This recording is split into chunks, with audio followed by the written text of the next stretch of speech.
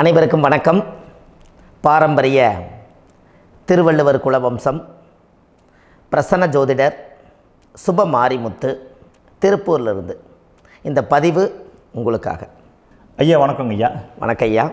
ஐயா இப்போது மக்கள் சார்பாக ஒரு கேள்வி இன்றைக்கி நான் கேட்கலான்னு இருக்கேன். கேளுங்க ஐயா.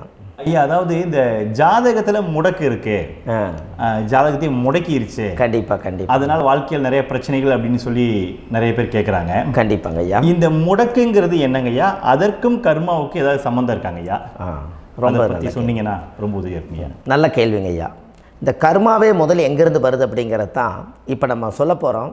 இது வரைக்கும் எத்தனையோ கருத்துக்களெல்லாம் நீங்கள் இந்த உலகத்தில் கேட்டிருப்பீங்க. ஆனால் இந்த பதிவில் நீங்கள் பொறுமையோடு இந்த கருத்தை ஒரு இனிமையோடு நிதானமாக கேட்டிங்கன்னா உங்களுடைய ஊழ்வினை கர்மா எங்கிருந்து உருவாச்சு, இதனுடைய இந்த கர்மானால் நாம் என்ன கஷ்டப்படுறோம், நாம் இந்த பூமியில் பிறக்கிறதுக்கு என்ன வரம் வாங்கி வந்தோம், நம்ம பாவ புண்ணியமெல்லாம் ஜாதக கட்டத்தில் போய் எப்படி எடுக்கிறது, நம்மளுடைய தோஷம்னு சொல்கிறோமே அந்த தோஷம் எப்படி கிரியேட் ஆகுது, நம்ம இந்த பூமியில் பிறக்கும்போது கொண்டு வந்த கர்மாவா, இல்லை கடவுளே நம்மளுக்கு ஒரு தண்டனையாக கொடுத்த கர்மாவா, இல்லை நம்ம இந்த பூமிக்கு வந்ததுக்கு அப்புறம் செய்த கர்மாவா, இது எல்லாத்தையுமே நம்ம பொறுமையாக கேட்கணும்னா கண்டிப்பாக இந்த பதிவை நீங்கள் பொறுமையோடு கேளுங்க.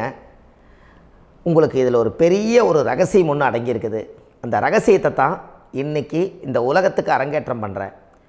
இந்த முடக்கு நம்ம ஐயா கேட்டதில் ஒரு அற்புதமான ஒரு விஷயம் என்ன அப்படின்னு கேட்டிங்கன்னா, முடக்குங்கிறது அந்த காலத்தில் பெரிய திறமையை கட்டி போட்டு வச்சுட்டா நம்மனால் அது இயங்க முடியுமா? முடியாது இல்லைங்களா ஐயா? முடியாது. அப்போது அதே மாதிரி ஜாதக கட்டத்தில் நமக்கு வேண்டிய யோகத்தை கடவுளே நம்மளுக்கு நாம் செய்த பாவத்தினால அது முடக்கி வச்சிருச்சுன்னா அந்த பாவகத்தை அந்த ஜாதகர் அனுபவிக்க முடியுமா? அனுபவிக்க முடியாது. அப்போது அந்த அனுபவிக்க முடியாமல் வெளி உலகத்தில் போய் நம்ம தேடி போன பிறவியில் செய்த பாவத்தை இந்த பிறவியில் நீங்கள் தேடி கண்டுபிடிச்சி வாழ்க்கையில் நீங்கள் எப்போ மேலுக்கு வர்றது? அப்போது அந்த கர்மா 12 ராசி கட்டத்துக்குள்ள 27 நட்சத்திரத்தில் 9 கிரகங்களுக்குள்ள ஒரு பெரிய ஒரு ஆத்துமாத்துமான கர்மா, உங்கள் பூர்வ ஜென்ம கர்மா இதுக்குள்ளே எங்கேயோ ஒரு இடத்துல முடங்கியிருக்குது. இந்த முடக்கை மட்டும் உங்கள் ஜாதகத்தில் நீங்கள் கண்டுபிடிச்சிட்டிங்கன்னா ஹைலைட்டாக வாழ்கிறதுக்கு, இந்த உலகத்தில் சுதந்திரமான வாழ்க்கை வாழ்கிறதுக்கு ஒரு மிகப்பெரிய பொக்கிஷம் உங்கள் ஜாதகத்துக்குள்ளேயே இருக்குது. அப்போது அந்த ஜாதகத்துக்குள்ளே நாம் போன பிறவியில் நம்ம கர்மா நாம் என்ன செய்திருப்போன்னு உங்களுக்குள்ளே பெரிய குழப்பம் இருக்கும். என்னங்க ஐயா, நீங்கள் என்ன கர்மா பண்ணிட்டு வந்தீங்க, நாம் போன பிறவியில் நம்ம யாரை ஒரு வதச்சோம், யாரை நம்ம மனசை புண்படுத்தினோம், நம்ம தாத்தாவுக்கு சோறு போட்டோமா, நம்ம பாட்டனுக்கு சோறு போட்டோமா, நம்ம முப்பாட்டனுக்கு சோறு போட்டோமா, நம்ம கொள்ளுப்பாட்டனுக்கு சோறு போட்டோமா, அப்போ நம்ம அப்பாவுக்கு நம்மளை பெற்றவருக்கு நம்ம சாப்பாடு கொடுத்தோமா, இவங்களுக்கெல்லாம் நம்ம சேவை பணிவிடைகள் செஞ்சோமா, நம்மளுடைய உறவுகளுக்கெல்லாம் அரவணைச்சு போனோமா, நம்மளுடைய இந்த மாதிரி நாம் இரத்த சம்பந்த உறவுகளில் இருந்து தான் இந்த உலகத்துக்கு நம்ம வெளியில் வந்திருப்போம். அப்போது வெளியில் நீங்கள் நிற்கிறீங்க, அப்படியே மேலே போய் பார்த்தீங்கன்னா ஒரு 7 தலைமுறையில் ஒவ்வொருத்தரும் செய்த கர்மாவெல்லாம் நம்ம பிளட்டு ரிலேட்டிவாக இப்போ நீங்கள் கரண்ட்டில் இருக்கிறவங்ககிட்ட தான் டெபாசிட் பண்ணியிருக்கோம். அப்போ இது தெரியாமல் நாம் ஜாதகத்துக்குள்ளே போய் தசாபுத்தி நல்லா தனுங்க இருக்குது, நான் ரொம்ப கஷ்டப்படுறேன், என் ஜாதகத்தில் போய் பார்த்தேன் எல்லா கிரகங்களும் நல்ல வலிமையாக இருக்குன்னு சொன்னாங்க, ஆனால் இன்னும் என்னுடைய கடன் அடையலை, இன்னும் என்னோடய கர்ம தீர்ந்த மாதிரியே தெரியல, எனக்குள்ள ஒரு தாட்டு என்னமோ நான் ஒரு பின்தங்கின வாழ்க்கையிலே வாழ்ந்துட்டுருக்கேன் அப்படின்னு நீங்கள் சொல்லும்போது, அப்போ இதையெல்லாம் தாண்டி ஒரு கர்மா உங்களுடைய ராசி கட்டத்துக்குள்ளே எங்கேயோ ஒரு பக்கத்தில் ரகசியமாக புதைஞ்சிருக்கு.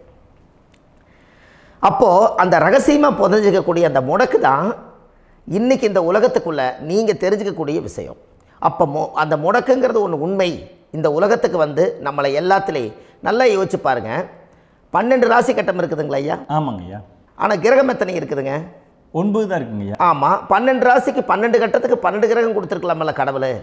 அப்போ ஏன் 3 கட்டத்தை மட்டும் எம்டி பண்ணி மீதி 9 கிரகத்தை வச்சுக்கிறாருன்னா, அப்போ நாம் செய்த 3 தலைமுறை கர்மாவுக்கு அது எந்த கட்டம் பிளாக் ஆகுதோ அந்த கட்டத்துக்குள்ளே ஏதோ ஒரு ரகசியம் இருக்கிறனால தானே எங்கேயோ ஒரு பக்கத்தில் நீங்கள் கண்டிப்பாக கர்மாவில் மாட்டுவீங்கிறது கடவுளே படைச்சு தானே இதை உருவாக்கியிருக்காரு. 12 ராசிக்கு 12 கட்டம் கொடுத்துருந்தா எங்கே நீங்கள் சுற்றி வந்தாலும் ஏதோ ஒரு வீட்டுக்குள்ளே போய் உட்காந்துக்கலாம்.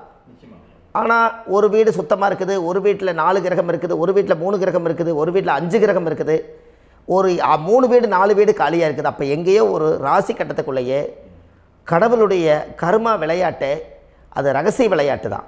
அப்போது இந்த இடத்துல தான் உங்கள் ஜாதகத்தில் முடக்கு இருக்குது.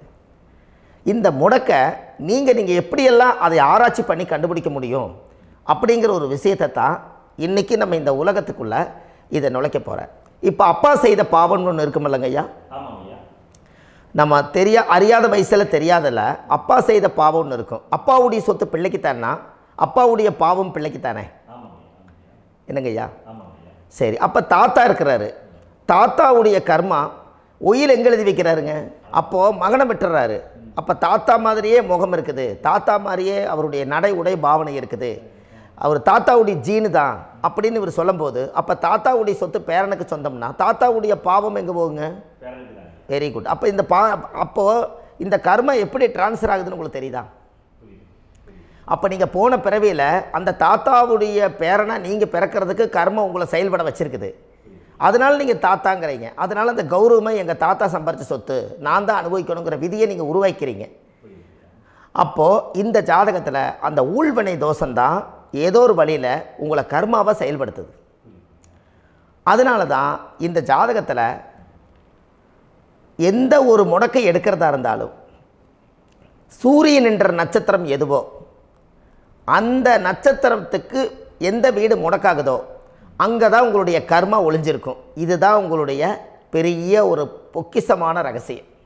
சரிங்க ஐயா, இப்போ இதில் நவகிரகங்கள் 9 இருக்கும்போது ஏன் சூரியனை மட்டும் நம்ம இதில் எடுத்துக்கணும்னு நீங்கள் சொல்கிறீங்க? நல்ல கேள்விங்க ஐயா. நீங்கள் கேட்டீங்க பார்த்தீங்களா, 9 நவகிரகம் இருக்கும்போது சூரியனை மட்டும், அந்த சூரியன் என்ற நட்சத்திரம் பிறக்கும்போது அந்த வீடு மட்டும் முடக்காகுன்னு நீங்கள் கேட்டீங்க இல்லையா? இதுதான் அற்புதமான கேள்வி. ஏன் அப்படின்னு கேட்டிங்கன்னா, சூரியன்னா அப்பா, அப்பாவோட உயிர் கரு போய் அம்மாவுடைய பனிக்கூடத்தில் கர்ப்பத்தில் வச்சு 10 மாதம் 300 நாள் சுமந்து நீங்கள் இந்த பூமிக்கு வெளியில் வரும்போது நீங்கள் என்ன பாவத்தை இவங்க விதைச்சாங்களோ அந்த கர்மாவை வாங்கிட்டு தான் நீங்கள் வெளியில் பிரசவமாகறீங்க. இதுதானே? அப்போ சூரியன் என்ற நட்சத்திரம், அந்த சூரியனுங்கிறது உயிர் கருவல்லவா, அப்பாவுடைய உயிரணுக்கள் அம்மாவுடைய கருவிக்குள்ளே போய் நாம் குழந்தை வடிவத்தில் இருந்து 300 நாள் பாவ உன்னித்த பதிவில் ஏட்டை எழுதி ஒரு ஜாதகத்தை கையில் கொடுத்து பிறந்த உடனே உங்களுக்கு ஒரு ஏட்டை பெரட்டி நீ இப்படித்தான் விதி, இனிமேல் இப்படித்தான் நீ வாழணும்னு சொல்லி உங்கள் கர்மாவை நீங்கள் கர்மாவோடு தானே வெளியில் பிறக்கிறீங்க. அப்போ சூரியன் என்ற நட்சத்திரம் தானே இந்த உலகத்துக்கு ஒரு பெரிய ஒரு மகத்துவம். இப்போ பாருங்கள், விடிய வரைக்கும் நம்ம முழிச்சிட்ருக்குறோம், காலையில் சூரிய உதயமானால் அவங்கவுங்க செயல்படுறோம். மீதி எல்லா கிரகங்களுக்குமே வெளிச்சத்தை கொடுக்கக்கூடிய சக்தி சூரியனுடைய பிம்ப ஒளிக்குத்தானே உண்டு, என்னங்க ஐயா? அதனால தான் மேசத்து உச்ச வீடுன்னு சொல்லி மேசத்தை உச்சம்னு சொல்லி சூரிய உச்சத்தை அங்கே தான் வச்சாங்க. அப்போது அந்த காலச்சக்கரத்துக்கு 5ஆம் இடம் பூர்வ புண்ணியஸ்தானத்தில் போய் சிம்மத்தில் கொண்டு போய் சூரியனை ஆட்சி வீடுன்னு வச்சாங்க. அப்போது சூரியனில் இருந்து தான் அந்த மையப்புள்ளி உருவாகுது. அப்போ உங்களுடைய ஜாதகத்தில் அந்த சூரியனாகப்பட்டவர் பிறக்கும்போது நீங்கள் உங்கள் ஜாதகத்தை நீங்கள் எடுத்துக்கங்க ஐயா. நீங்கள் இன்றைக்கே போய் கதவை திறந்து உங்கள் பெட்டியை திறந்து பீர்வாவுக்குள்ளே உங்களுடைய ஜாதகம் இருக்குது, அந்த ஜாதகத்தை எடுத்து ஜோதிடர்கிட்டையே நீங்கள் சந்தேகம் கேட்குறக்கு முன்பு நீங்களே உங்களுடைய கர்ம பற்றி தெரிஞ்சுக்கிறதுக்கு இந்த பதிவில் உங்களுக்கு ஒரு ரகசியத்தை சொல்லித்தரேன். உங்கள் ஜாதகத்தில் இப்போ இது வரைக்கும் ராசி கட்டத்தை நீங்கள் பார்த்துருப்பீங்க, ஆனால் பாதசாரம்னு ஒன்று இருக்கும் இல்லைங்களா? ராசிக்கு பாதசாரம்னு ஒன்று இருக்கும். சூரியன் என்ன நட்சத்திரத்தில் இருக்குது, சந்திரன் என்ன நட்சத்திரத்தில் இருக்குது, செவ்வாய் என்ன நட்சத்திரத்தில் இருக்குது, புதன் என்ன நட்சத்திர காலில் நிற்குது, இதெல்லாமே அந்த சாரம் இல்லாத ஜோதிடம் சோரம் போய்விடும். அதனால் அந்த சாரத்தில் நிற்கிது பார்த்தீங்களா கிரகம், அதில் இப்போ நீங்கள் உங்களுடைய ராசி கட்டத்தை ஓப்பன் பண்ணுங்கள். இதில் ராசி கட்டத்தில் சூரியன் என்ற நட்சத்திரம்னு ஒன்று இருக்கும் இல்லைங்களா? அது எதுவாக வேணாலும் இருந்துட்டு போட்டோம். அந்த நட்சத்திரம் தான் நீங்கள் பிறக்கும்போது தாயுடைய கருவறைக்குள்ள கரு உருவான நட்சத்திரமே அதுதான். புரிஞ்சுங்களா ஐயா? பிறக்கும்போது நீங்கள் அந்த கருவுடைய நட்சத்திரம் அப்பா வந்து கருவை உருவாக்கி கர்மாவை விதைச்சது அந்த சூரியன் என்ற நட்சத்திரம் தான். அந்த வீட்டுக்கு தான் இந்த ராசி கட்டத்தில் உங்களுக்கு முடக்கு உருவாகுது. புரிஞ்சுங்களா ஐயா? அப்போது ஒரு ஜாதகத்தில் சூரியன் என்ற நட்சத்திரம் எதுவோ அதுதான் உங்களுடைய கர்ம நட்சத்திரம். இப்போ நம்ம பிறக்காதுக்கு முன்னாடி அப்பா கட்டத்தில் அந்த கர்ம டெபாசிட் ஆகிருக்கும். அதை ட்ரான்ஸ்ஃபர் எப்படி பண்ணுறாரு? அவருக்கு ஒரு கல்யாணம் வச்சு அவர் குடும்ப வாழ்க்கையில் வாழ்ந்து நம்மளோட உயிர் கருவை கொண்டு போய் ஊராம் பொண்ணை கல்யாணம் பண்ணி பொண்டாட்டின்னு எடுத்துக்கொண்டு அந்த பொண்டாட்டிங்கிற உரிமையாகி இவருடைய உயிர் கரு உருவாகி வாரிசுகள் வெளியில் வருது. அதானங்க ஐயா?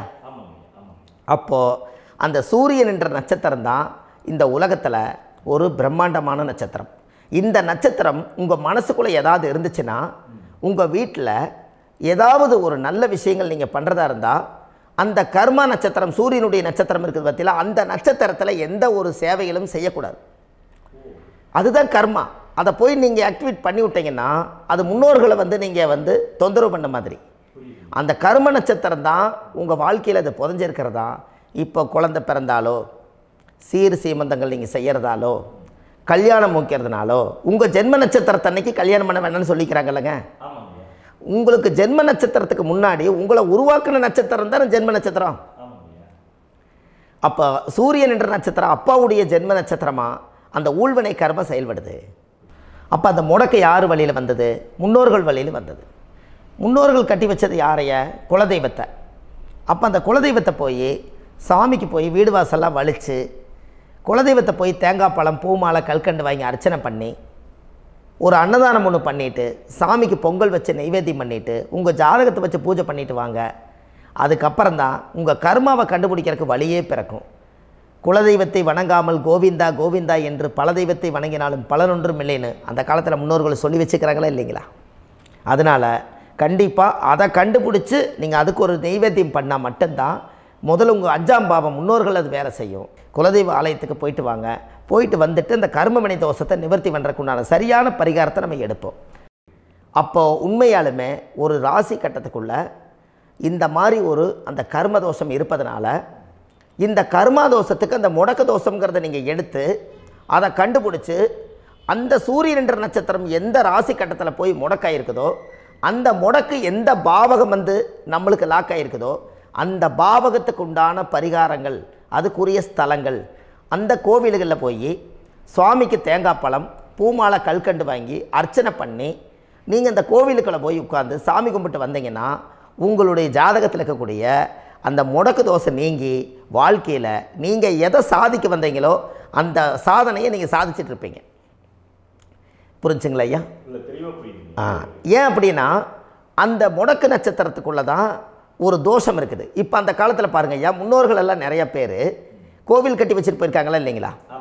இந்த கோவில் எதுக்காக கட்டி வச்சுக்கிறாங்கன்னா அவங்க கட்டினவங்களுக்கும் அந்த முடக்கு தோஷம் இருந்திருக்குது. ராஜாக்கள் இருந்திருக்குது, மன்னர்கள் காலத்தில் இருந்திருக்குது, ஜமீன்தார் காலத்தில் இருந்திருக்குது.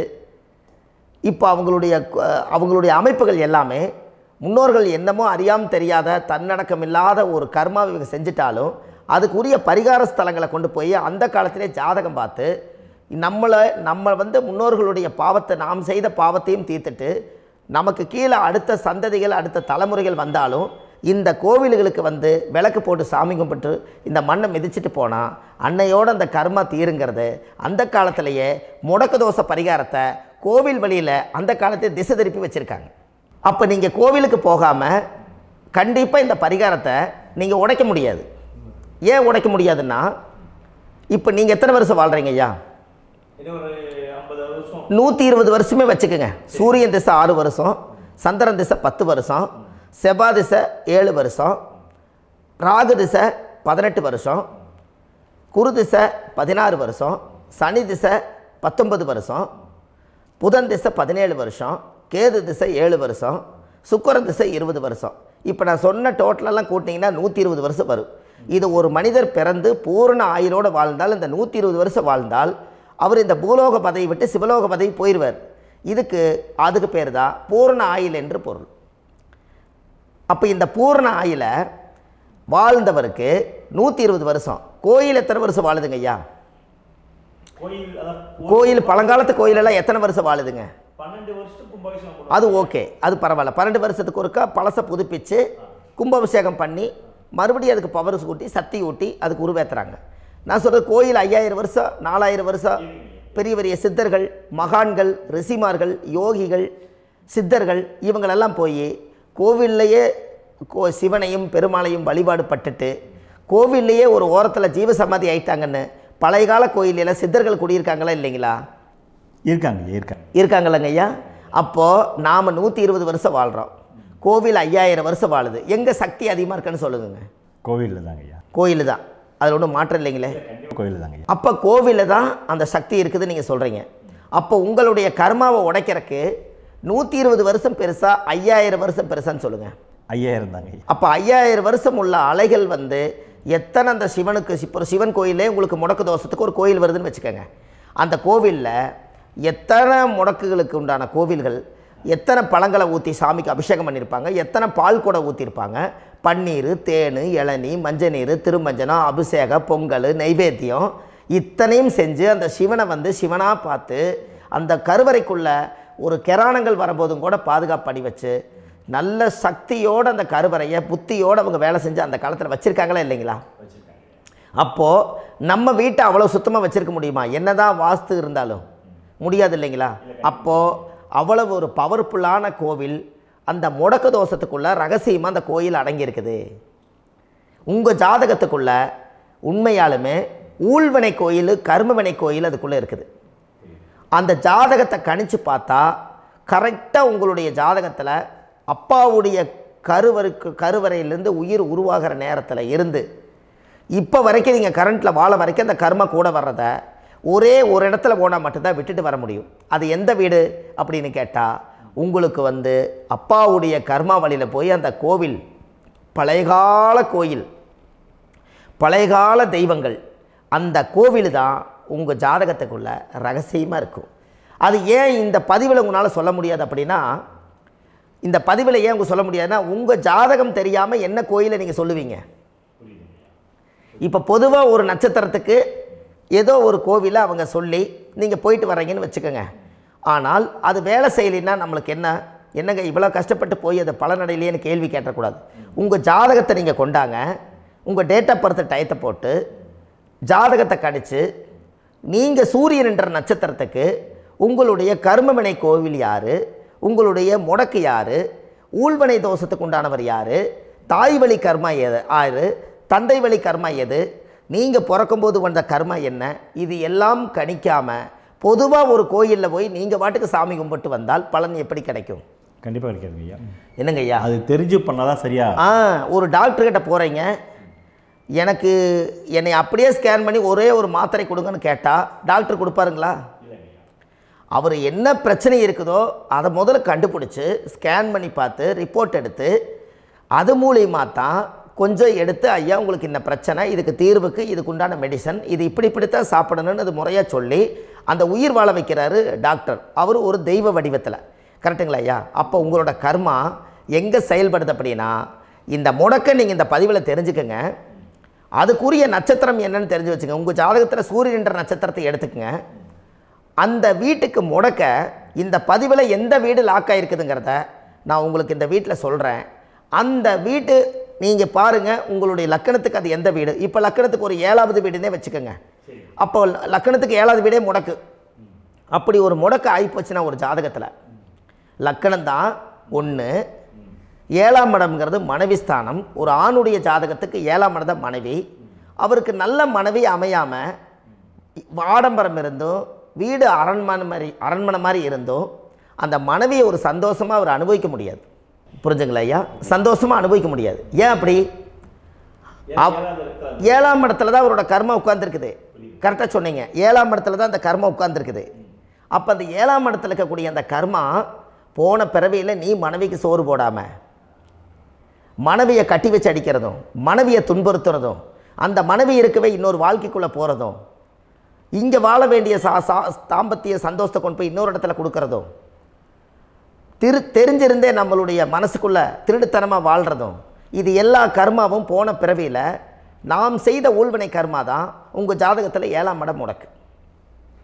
அப்போ அந்த 7ஆம் இடம் முடக்காக இருந்துச்சுன்னா கண்டிப்பாக உங்கள் ஜாதகத்தில் நீங்கள் என்ன அனுபவிச்சிட முடியும்? நல்ல நண்பர்கள் கிடைக்க மாட்டாங்க, நல்ல ஒரு பார்ட்னர்ஷிப் அமையாது, நல்ல ஒரு நட்பு வட்டங்களில் எதையும் அனுபவிக்க விடாது, ஒரு அங்கீகாரமான உறவுகளில் போய் நம்ம ஸ்ட்ராங்காக நிற்க முடியாது.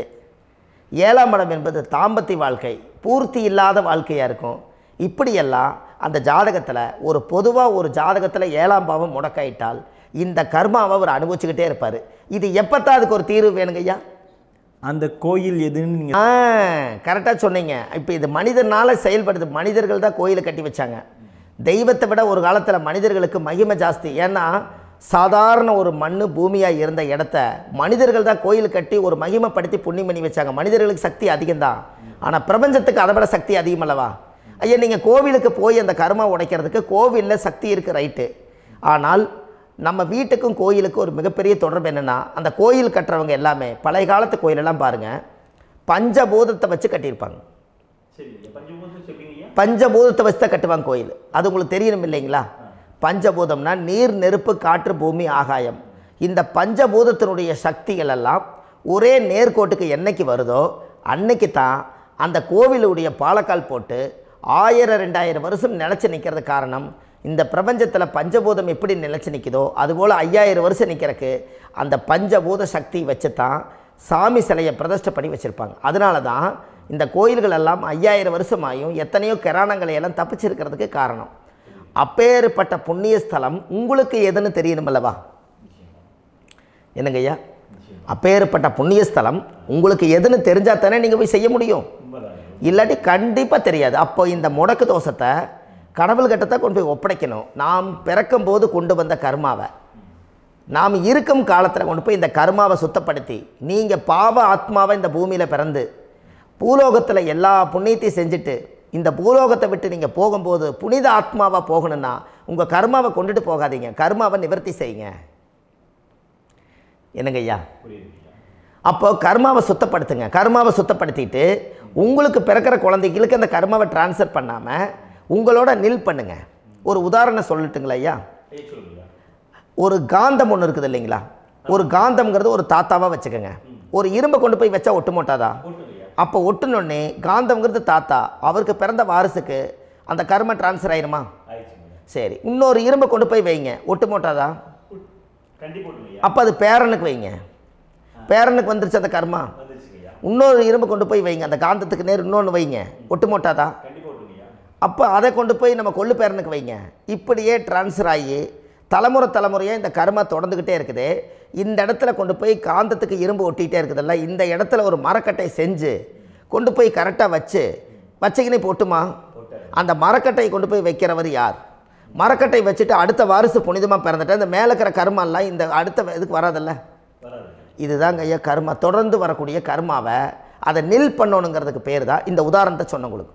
அப்போ நாம் இந்த பூலோகத்தில் நம்ம ஒரு தாயுடைய கருவறையில் இருந்து தொப்புள் கொடி அறுக்கும் நேரம் நாம் என்ன கர்மாவை வாங்கி வந்திருந்தாலும் அதையெல்லாம் ஆராய்ச்சி செய்து ஜாதகத்தில் முழுமையாக கண்டுபிடிச்சி ஒரு காலம் இல்லைனாலும் ஒரு காலம் நம்ம நல்லா இருக்கிறதுக்காக, நம்ம வாரிசுகள் எல்லாம் நலமடைஞ்சு வளமடைஞ்சு வர்றதுக்காக இந்த கர்மா தோஷத்தை கரெக்டாக கண்டுபிடிச்சி சரியான கோவிலுக்கு போய் நீங்கள் கர்மாவை நிவர்த்தி பண்ணி அங்கே பூஜை புனஸ்தானங்கள், சகசரநாம பூஜைகள், ஓமங்கள், வழிபாடுகள் இதெல்லாம் நீங்கள் செஞ்சு உங்களுடைய பாவத்தை எல்லாம் கழித்து உங்கள் ஜாதகத்தவே யோகமாக மாற்ற முடியும். கண்டிப்பாக மாற்ற முடியும். ஏன்னா நம்ம யாரை நம்பி செய்கிறோம்? சரியான கடவுள்கிட்ட வழிகாமிக்க போகிறோம். அப்போ கடவுள் பொய்யாயிருவாரா? ஐயா, நம்ம அதாவது அந்த காலத்தை சொல்லுவாங்க, சத்தியுள்ள சாமி கும்பிட்டு புத்தி உள்ள உள்ளே பெக்கணும்னு சொன்னாங்க. 16 வதபதன்னு பெக்கலை, எல்லாம் அறிவோடு பெற்றாங்க. அதனால் எல்லாமே தாய் தந்தைகள் பேச்சை கேட்டாங்க. அன்றைக்கி எல்லாருமே தாய் தந்தைகளுக்கு தூணாக நின்னாங்க. அப்போ அந்த காலத்தில் சத்தியுள்ள சாமி கும்பிட்டு புத்தி உள்ள உள்ளே பெக்கணும்னு சொல்லி அன்றைக்கி அறிவோடு பெற்று இந்த கர்மாவை ஆளுக்கு ஒரு கர்மாவை டிரான்ஸ்ஃபரை பிரித்து எல்லாரும் சுத்தப்படுத்தினாங்க. இன்றைக்கி நம்ம ஒரு குழந்தை 2 குழந்தை பெற்று வச்சுருக்கோம். அவங்களுக்கே இவ்வளவு கர்மா வந்துருச்சுன்னா இந்த குழந்தைகளுக்கு என்னைக்கு இந்த கர்மாவை போய் கண்டுபிடிச்சி நீங்கள் எப்போ சரி பண்ணுவீங்கன்னு. அப்போ இந்த வாழ்க்கையில் ஏதோ ஒரு பிரபஞ்ச சக்தி நம்மளை அறியாமல் என்னமோ ஒரு இயக்கத்தில் கொண்டு போய் விட்டுருச்சுங்களா? அப்போ இனிமேலாவது இந்த கர்மாவில் இருந்து கண்டிப்பாக நம்ம நிவர்த்தி ஆகணும்னு சொன்னால் இந்த முடக்கு தோஷத்தை யாரெல்லாம் கண்டுபிடிச்சி இந்த ஊழ்வினை கர்மாவில் இருந்து நாம் கருவறையில் சுமக்கும் போது 10 மாதம் நீங்களாம் என்னென்ன நினச்சிருப்பீங்க? அதாவது கருவறைக்குள்ள கருப்பாக ஒரு பிண்டம் இடப்பக்கம் கிடக்கையில் இந்த பூமிக்கு வரும்போது நீங்கள் என்னென்ன நினச்சிருப்பீங்க? இந்த பிறந்ததுக்கு அப்புறம் வந்து தான் அம்மா தெரியுது, அப்பா தெரியுது, தாத்தா தெரியுது, பாட்டி தெரியுது, இந்த உலகத்தில் கண்கொள்ளாத காட்சிகள் எல்லாம் தெரியுது, எல்லாம் தெரியுது. ஆனால் 10 மாதம் உங்கள் வாழ்க்கையில் நீங்கள் இருக்கும்போது நீங்கள் என்னென்னலாம் நினச்சி இந்த பதிவில் இறைவன் கொடுத்தாரோ அதையெல்லாம் அனுபவிக்கத்தான் வந்தீங்க. அதுக்கு இடையில இருக்கிறதான கர்மா. இந்த ஒரு விஷயம் உங்களுக்கு கிடச்சிருச்சுன்னா நீங்கள் எல்லாருமே ராஜயோகமாக பிழைப்பீங்கள்ல. இதில் ஏழை பணக்கார யாரையுமே சொல்ல வரல. அவங்க பிறக்கும்போது புண்ணியத்தை பொறுத்து தான் போன ஜென்மத்தில் நம்ம என்ன புண்ணியங்கள் பண்ணி வச்சோமோ அந்த புண்ணியத்தில் இன்றைக்கி நல்லா வாழ்கிறாங்க. ஒருத்தர் கேட்டார், என் ஜாதகத்தில்ங்க எங்கூட படித்தவர் இடம் வாங்கிட்டார், வீடு வாசல் கட்டிட்டார், தொழில் பண்ணிட்டார், நல்லா இருக்கார், ஆனால் நான் இன்னும் அப்படியே தான் இருக்கிறேங்கன்னு ஒருத்தர் கேட்டார். அதுக்கு ஒரு கருத்து என்னென்னா, டேட் ஆஃப் பர்த் ஒன்று தான், டைம் ஒன்று தானே வச்சுக்கோங்க. அவங்க அப்பா செஞ்ச புண்ணியம் வேறு, நீங்கள் செஞ்ச பாவங்கள் வேறு. அவர் செஞ்ச புண்ணியத்தினால அவருக்கு எல்லாமே முன்னாடி கிடைக்குது. நீ கர்மாவெல்லாம் கழிச்சிட்டீங்கன்னா பின்னாடி கிடைக்க போகுது. இதில் மற்றவங்களை பற்றி வேற்றுமையாக நினைக்கிறதுல எந்த ஒரு இதுவுமே இல்லை. அப்போ ஒருத்தர் பார்த்து ஒருத்தர் வாழ வேண்டாம். உங்களுடைய சுய அறிவை வச்சு இந்த பூலோகத்தில் இந்த பூமியில் நீங்கள் 4 தெரிஞ்சு நல்ல விதமாக கற்றுக்கிட்டு இந்த உலகத்தில் சிறப்பாக வாழ கற்றுக்குங்க. அதுக்கு அந்த ஊழ்வினை தோஷத்தை கண்டுபிடிங்க. உங்களுக்குன்னு ஒரு முடக்கு இருக்குதுங்கிறத இன்றைக்கி நீங்கள் எழுதி வைங்க. அதை எப்படியாவது கண்டுபிடிங்க, அதை தேடுங்க. ஒரு முறை நீங்கள் ஜாதகத்தை கொண்டு வாங்க. அந்த ஜாதகத்தை கொண்டு வந்து உங்கள் பாவகத்தில் எத்தனாம் பாவம் முடக்காயிருக்குதுன்னு பாருங்கள். அந்த பாவகம் முடக்காயிருச்சுன்னா உங்கள் வாழ்க்கையில் அதிலிருந்து உங்களால் வெளியில் வரவே முடியாது. கண்டிப்பாக வர முடியாது. அதை நீங்கள் கண்டுபிடிச்சா மட்டும்தான் நீங்கள் மேலே வர முடியும். ஏன்னா நிறைய பரிகாரங்கள், பூஜைகள், யாகங்கள், ஓமங்கள் எல்லாம் செய்து வச்சும் கூட அந்த கர்மவினைக்கு உண்டான கோவிலுக்கு போய் அந்த 5000 வருஷ பழமை வாய்ந்த தெய்வத்துக்கிட்ட போய் நீங்கள் முறையிட்டு விளக்கு போட்டு உங்கள் கர்மத்தை எல்லாம் நான் நீ தான் தீர்த்து கொடுக்கணும்னு சொல்லி நம்பிக்கையோடு போய் நீங்கள் போய் அந்த சரணாகதி அடையிறீங்க பாருங்கள், அங்கே தான் உங்கள் கர்மாவை எடுத்து விடுறாரு. அப்போ இந்த ரகசியம் உங்களுக்கு வேணுமல்லவா? அப்போ உங்கள் ஜாதகத்தில் எங்கே முடங்கி இருக்குது, அதுக்குரிய கோவில்கள் எல்லாம் என்ன, அதுக்கு தான பரிகாரம் என்ன, அதுக்கு நீர் பரிகாரம் என்ன, யாத்திரை பரிகாரங்கள் என்ன, நீங்கள் வீட்டில் இருந்தே செயல்படுத்தக்கூடிய பரிகாரங்கள் என்ன, பரிகாரம் கோவிலுக்கு போய்த்தான் நடக்குமா, இல்லை நாம் வீட்டில் வச்சு வணங்குறதுனால நடக்குமா, நாம் செய்யக்கூடிய தர்ம பரிகாரங்கள் என்ன, தான பரிகாரங்கள் என்ன, இப்படி பல விதமாக இருக்கிறனால உங்கள் ஜாதகத்துக்கு எந்த மாதிரி பரிகாரம் கனெக்ட் ஆகுதுங்கிறது தெரியணும். இது தெரியாமல் கண்டிப்பாக உங்களால் செயல்படுத்துறது ரொம்ப கஷ்டம். இதனால் இதை நீங்கள் தெரிஞ்சுக்கணும்னா இப்போ நம்ம பாருங்கள், நீங்கள் அந்த தெரிஞ்சுக்கிட்டாலே உங்கள் வாழ்க்கையில் ஒரு டைம் தான் நீங்கள் தெரிஞ்சுக்க போகிறீங்க. உங்களுடைய கர்மா என்ன, நீங்கள் எங்கே செயல்பட்டு போயிட்டுருக்கிறீங்க, உங்கள் போகிற பாதை சரியா இல்லை அந்த பாதையில் முள்ளு கல் இருக்குதா, இது எல்லாம் உங்களுக்கு தெரியலனா இந்த முடக்கை கண்டுபிடிக்கக்கூடிய சக்தி வாய்ந்த இந்த கர்மாவை நிவர்த்தி பண்ணுறதுக்கு வழிகள் இருக்குது. அதனால் நீங்கள் கண்டிப்பாக இந்த முடக்கை தெரிஞ்சுக்கணும். இந்த முடக்கு ராசினா என்ன உண்மையாலுமே உங்கள் வாழ்க்கையில் நீங்கள் தெரிஞ்சு இனிமேல் உங்கள் வாழ்க்கையில் இதுவரையிலும் கர்மாவுக்குள்ளேயே கஷ்டப்பட்டீங்க, வழி தெரியாமல் கண்ணை கட்டி காட்டில் விட்ட மாதிரி இருந்தீங்க, இனி அப்படி இருக்க வேண்டாம். உங்கள் ஜாதகத்தில் 12 ராசி கட்டத்தில் 9 கிரகம் போகும், மீனி 3 கிரகம், 3 கட்டம் வந்து உங்களுக்கு எங்கேயோ ஒரு பக்கத்தில் 3 கட்டம் எம்டியாக தான் இருக்கும். கரெக்டுங்களா? அது இல்லாமல் ஒரு ஜாதகம் பிறக்காது. ஏன்னா 9 கிரகத்துக்கு 9 கணக்கு போட்டால் 3 கட்டம் எம்டியாக தான் நிற்குது. அந்த கட்டத்துக்குள்ளே எந்த நட்சத்திரத்தில், எந்த சாரத்தில், எத்தனாவது டிகிரியில், எத்தனாவது பாத சாரத்தில், எத்தனை வெகுளையில், எத்தனை செகண்டுக்குள்ளே இந்த கர்மா உள்ளே புகுந்து உங்களை செயல்படுத்துதுங்கிறத கண்டிப்பாக உங்கள் ஜாதகத்தை கொடுங்க, பார்த்து இந்த விஷயத்தை சொல்கிறேன். நீங்கள் அந்த இடத்துக்கு போய் நிவர்த்தி பண்ணிவிட்டு உங்கள் வாழ்க்கையில் கொஞ்சம் காலம் வாழ போகிறீங்க. பாருங்கள், பிறந்ததுலேருந்து 20 வருஷத்துக்குள்ளே இளமையாக வாழ்கிறீங்க, குழந்தையாக வாழ்கிறீங்க. 20லேருந்து 40 வயசுக்குள்ளே தான் உங்களுக்கு ஒரு பொண்ணை பார்த்து கல்யாணம் பண்ணி ஒரு கரு உருவாக்குறீங்க. அதுக்கப்புறம் 40லேருந்து 60க்குள்ளே குழந்தை பெற்று கடமை முடிச்சிடுறீங்க. 60 வயசுக்கு மேலே ரிட்டையர்ட் ஆகிடுறீங்க. இந்த 20க்கும் 60க்கும் இல்லாத 20லேருந்து இந்த 40 வயசுக்குள்ளே உங்களோட தேடல் என்னவோ அது வாழ வேண்டிய சுகபோகமான வாழ்க்கை எல்லாமே அந்த 40க்குள்ளே தான் இருக்குது.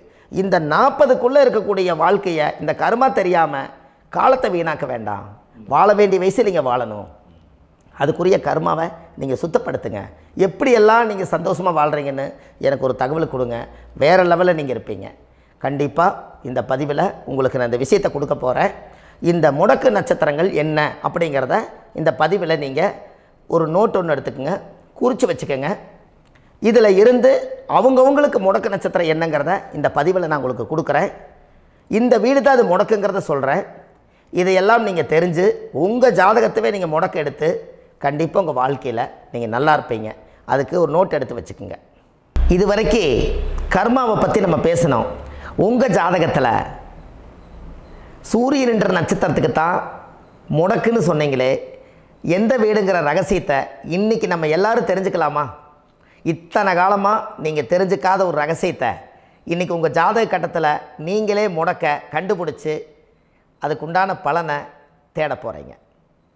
அந்த தேடல் தான் உங்களை கொண்டு போய் உட்கார வைக்க போகுது. ஒரு உதாரணம், உங்கள் ஜாதகத்தில் பாதசாரம் இருக்குது அல்லவா? அந்த பாதசாரத்தில் சூரியன் என்ற நட்சத்திரம், சூரியன் நின்ற நட்சத்திரம் பாதசாரத்தில் கரெக்டாக எடுங்க. இது வரைக்கும் நீங்கள் தெரிஞ்ச விஷயத்தில் ஒரு ரகசியத்தை இப்போ நான் சொல்கிறேன். கார்த்திகை நட்சத்திரத்தில் சூரியன் என்ற நட்சத்திரம் கார்த்திகையாக இருந்தால் கடகராசி கடக வீடு தான் முடக்கு. அங்கே தாய் வீடு தான் முடங்கி போகுது. அப்போ தாய் வீட்டு கர்மா தான் உங்கள் ஜாதகத்தில் இருக்குது. அப்போது தாயுடைய கர்மாவை நீங்கள் நிவர்த்தி பண்ணணுன்னா தாய்க்கு பாத பூஜை பண்ணி அதுக்கு பால் அபிஷேகம் பண்ணி தாய்க்கு அந்த தீர்த்தம் எடுத்து நீங்கள் தலையில் தெளித்து தாயுடைய கால் பாதத்தை நீங்கள் தொட்டு கும்பிட்டு உங்கள் கர்மாவை நீங்கள் கழிக்க போகணும். அது என்ன கர்மாங்கிறத உங்கள் ஜாதகத்தில் எத்தனை டிகிரியில், எத்தனை பாகை கலை வெகலையில், எந்த நட்சத்திர சாரங்களில் எப்படி எப்படி இருக்குன்னு பார்த்து தான் உங்களுக்கு பரிகாரத்தை எடுக்க முடியும். அதற்கு முதல் தாய் வீடு முடங்கி போனதுனால முதல்ல தாய் வீட்டுக்கு நீங்கள் பெற்ற கடமைக்கு ஒரு பரிகாரத்தை செய்யுங்க. அதுக்கப்புறம் இந்த கர்மாவை கண்டுபிடிக்க உங்களுக்கு ஒரு சரியான பாதையை உங்களுக்கு நான் விளக்கி கொடுக்குறேன். கிருத்திகை நட்சத்திரத்தை பற்றி இந்த பதிவில் நீங்கள் பார்த்தீங்க. அடுத்த பதிவில் ரோகிணி நட்சத்திரத்தை பற்றி அடுத்த பதிவில் நம்ம பார்ப்போம். நம்ம ஆன்லைன்லேயே ஜாதகம் பார்க்குறோம். உங்கள் date of birth, time, place கொடுத்தீங்கன்னா போதும். உங்களுக்கு ஜாதகத்தை கணிச்சு ஃபோன்லேயே உங்களுக்கு கர்ம ராசி கண்டுபிடிச்சி உங்களுக்கு உண்டான கர்ம பரிகாரத்தை சொல்லி உங்கள் வாழ்க்கையில் ஒரு வெளிச்சத்தை கொண்டு வர்றதுக்கு என்றைக்கும் உங்களுக்கு உறுதுணையாக இருப்பேன். நீங்கள் கண்டிப்பாக இந்த பதிவுகள் எல்லாம் இது உங்களுக்காகத்தான். இது அதிகாலை நேரத்தில் பிரம்ம முகூர்த்தத்தில் இந்த பதிவை உங்களுக்கு முழுமையாக சமர்ப்பணம் பண்ணுறேன். இதை கற்று இதை வழி நடத்தி இதைய எப்படியெல்லாம் இந்த முடக்கை கண்டுபிடிச்சி இப்படியெல்லாம் பேச வச்சு அழகு பார்க்க நம்ம முன்னோர்களுடைய ஆசீர்வாதமும் இந்த முடக்கை கண்டுபிடிச்ச குருமார்களும் அவங்களுடைய குடும்ப பாரம்பரிய வம்சாவளிகளும் எல்லாருமே நல்லா இருக்கணும். அதுக்காக இந்த நேரத்தில் நான் வந்து அடியேன் சுப மாரிமுத்தாக இருந்து திருப்பூர்லேருந்து இந்த பதிவை உங்களுக்கு நான் கொடுக்குறேன். கண்டிப்பாக இந்த முடக்கு கோயிலுக்கு, இந்த முடக்கு தோஷத்துக்கு உண்மையான பரிகாரங்கள், எளிமையான பரிகாரங்கள் நீங்களே வாழ்க்கையில் செஞ்சு ஆதிகால பரிகாரங்கள் உங்கள் மனசுக்குள்ளே இருக்குது. அதை செயல்படுத்தினா மட்டும் போதும், வாழ்க்கை எங்கேயோ போயிடும். கண்டிப்பாக ஒரு முறை உங்கள் ஜாதகத்தை அனுப்பி வைங்க, உங்களுக்கு நான் பார்த்து பலன் சொல்கிறேன். இன்றைக்கி நான் கொடுத்த பதிவுகள் எல்லாம் உங்களுக்கு ரொம்ப பயனுள்ளதாக இருந்திருக்கும். உங்களுக்கு இது வரைக்கும் எத்தனையோ கர்ம வினைகளை பற்றி தெரியாமல் இருந்திருப்பீங்க. இந்த பதிவில் நிறைய கேட்டு தெரிஞ்சுக்கிட்டீங்க. இதெல்லாம் வாழ்க்கையில் ரொம்ப முக்கியமான பரிகாரங்கள், எளிமையான பரிகாரங்கள். நேராக நீங்கள் கடவுளைத்தான் கெட்டியாக பிடிக்க போகிறீங்க. அந்த பரிகாரங்கள் எல்லாம் செஞ்சு அதிகாரமாக வாழ்ந்து இந்த பூலோகத்தில் நல்ல சிறப்பாக வாழ்கிறதுக்கு இந்த பரிகாரம் உங்களுக்கு ரொம்ப யூஸ்ஃபுல்லாக இருக்கும். கண்டிப்பாக இந்த பதிவை செய்யுங்க. நம்ம பாரம்பரிய திருவள்ளுவர் குல வம்சம், பிரசன்ன ஜோதிடர் சுப மாரிமுத்து, திருப்பூரில் இருக்கேன். 30 ஆண்டு காலமாக நம்ம ஜோதிடம் பார்த்து கொண்டு இருக்கிறோம். இவ்வளவு காலமாக எத்தனையோ ஆயிரக்கணக்கான மக்களுக்கு நம்ம ஜோதிடம் பார்த்து வழிகாட்டி நிறைய மக்களுக்கு நிறைய சேவைகள் செஞ்சுருக்கேன். நிறைய கோயில் கட்டி வச்சுருக்கேன், கும்பாபிஷேகங்கள் பண்ணி வச்சுருக்கேன், அன்னதானங்கள் நிறையா பண்ணி வச்சுருக்கேன், புண்ணிய யாத்திரைகள் நிறைய போய் வந்திருக்கேன். மக்களுக்காகவே நான் உங்களுக்கு உழைக்க தயாராக இருக்கேன். இந்த ஜோதிடம் வந்து என்னுடைய ஒரு பாரம்பரியமாக, என்னுடைய அப்பா தாத்தா முன்னோர்கள் இதெல்லாம் எங்களுடைய குலத்தொழில் இது. அதனால் நாங்கள் பாரம்பரியமாக திருவள்ளுவர் குல வம்சம். வள்ளுவர் வாக்குன்னு யூடியூப் சேனலில் போனீங்கன்னா 1000 பரிகாரங்கள் கொடுத்துருக்கேன். அதுவும் உங்களுக்கு ரொம்ப யூஸ்ஃபுல்லாக இருக்கும். வள்ளுவர் வாக்கு அப்படின்னு போடுங்க, அப்படி இல்லைன்னா சுப மாரிமுத்துன்னு போடுங்க. இதில் பரிகாரங்கள் நிறையா கொடுத்துருப்பேன். கண்டிப்பாக இதெல்லாம் நீங்கள் சந்தித்து நீங்கள் ஒரு சப்ஸ்கிரைப் பண்ணி வச்சுக்கோங்க. நான் போடக்கூடிய பதிவுகள் எல்லாமே உங்களுக்கு நோட்டிஃபிகேஷனை வந்துடும். அதனால் நீங்கள் ஒரு சப்ஸ்கிரைப் பண்ணி வச்சுக்கோங்க. தினமும் ஒரு தகவல் உங்களுக்கு கொடுத்துக்கிட்டே இருக்கேன். இதெல்லாமே உங்களுக்கு ஒரு பெரிய சந்தோஷமான நிகழ்ச்சிகள். என்றைக்கும் உங்களோட நான் வாழ்கிறேன். உங்களுடைய குடும்பத்தில் நான் ஒருத்தராக இருந்து குடும்ப ஜோதிடராக நான் இருப்பேன். கண்டிப்பாக ஆயுளுள்ள வரைக்கும் உங்களுக்காக இந்த ஜோதிடத்துக்கு உழைச்சி உங்கள் குடும்பத்தில் ஒருத்தராக நான் வந்து ஒரு ரத்த உறவில் நான் வந்து இந்த பூர்வ ஜென்மத்தில் உங்களுக்கு நான் கடமைப்பட்டிருக்கேன்.